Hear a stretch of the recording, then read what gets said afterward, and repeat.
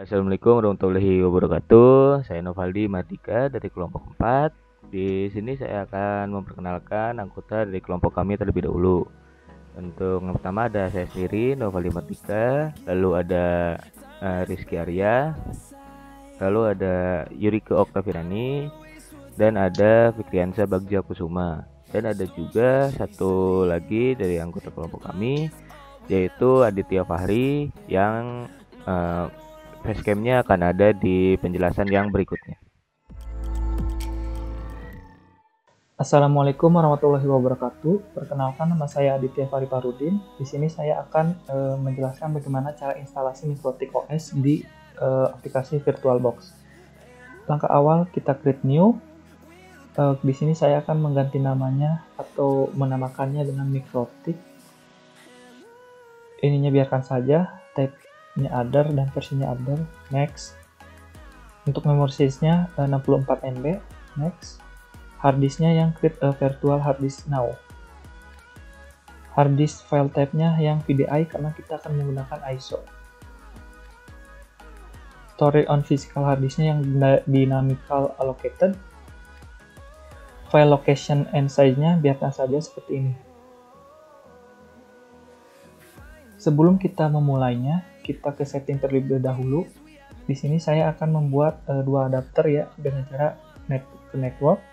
Ini adapter 1 sampai 4, saya akan membuat dua adapter. Kita yang pertama adapternya ubah ke bridge adapter. Lalu modenya kita allow all, jangan lupa dicentang ininya. Yang adapter keduanya ke host only adapter. Ini sama modenya allow all. Lalu oke. Start.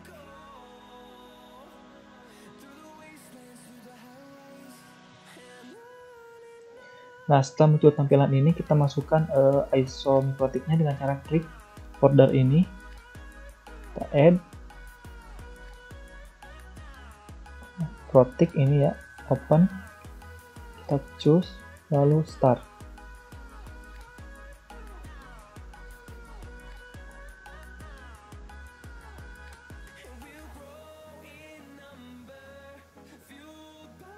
Nah, setelah tampilan ini kita pilih semua ya router software instalasi Mikrotiknya dengan cara klik A, lalu I untuk instalasi, ini N, lalu continue Y.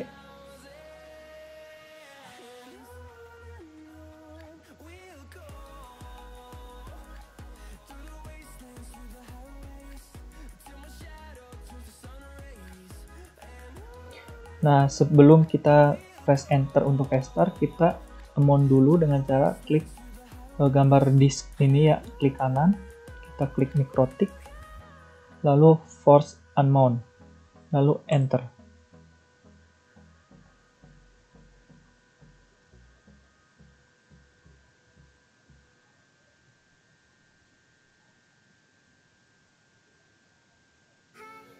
Nah, kita tinggal login ke Mikrotiknya dengan username-nya admin, enter, passwordnya kosong karena tidak ada password, enter.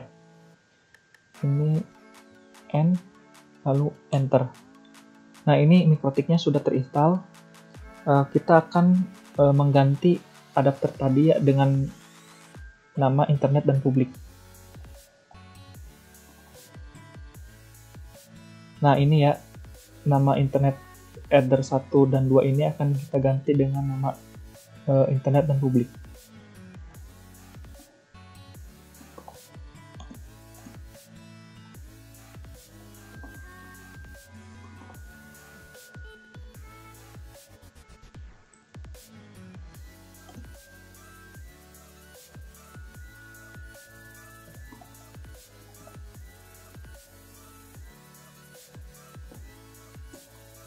Nah, ini sudah terganti ya, namanya internet dan publik. Untuk set 0 dan 1 ini, kita lihat ini angka ini 0 dan 1. Selanjutnya kita akan menginstal IP address-nya. Untuk internet kita DHCP.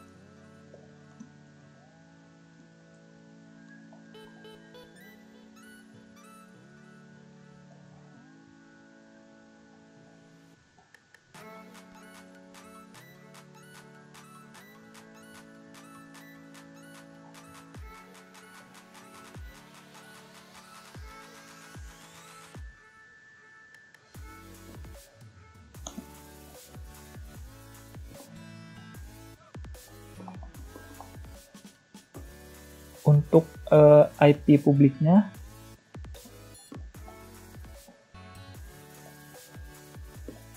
kita masukkan 192.168.4.1.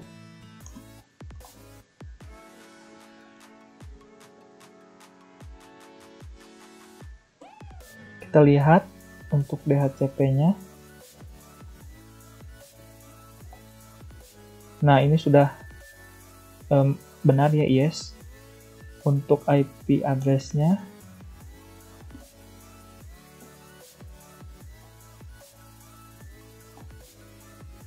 nah, ini yang atas yang DHCP ya 168.43.0 internet. Di sini ada lambang D karena dia dynamic DHCP ya. Yang kedua yaitu yang publik yang 192.168.4.1. Setelah kita memasukkan IP di sini, kita masukkan IP dalam komputer kita dengan cara klik atau cari ini ya, control panel, lalu network and internet, network and sharing center, lalu change adapter setting. Nah, yang ini VirtualBox host only. Sebelumnya kalian harus connect dulu ke WiFi kalian ya. Kita properties. Nah, kita ganti IP yang Internet Protocol version 4 ini dengan IP public yang tadi kita sudah masukkan. 4.2 karena tadi 4.1 sudah dipakai oleh publik.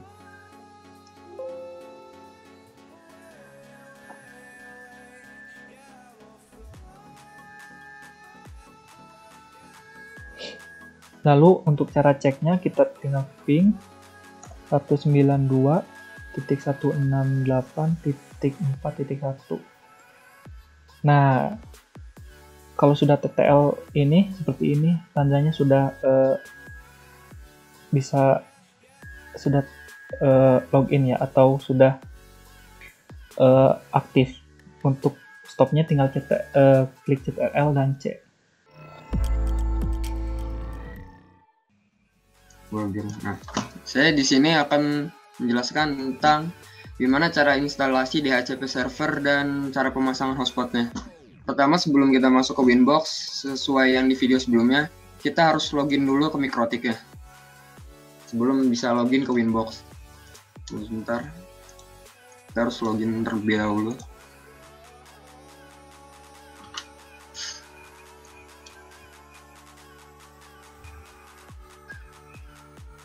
Nama. Kita login. Nah, setelah login baru kita bisa masuk ke aplikasi Winbox-nya. Kita refresh.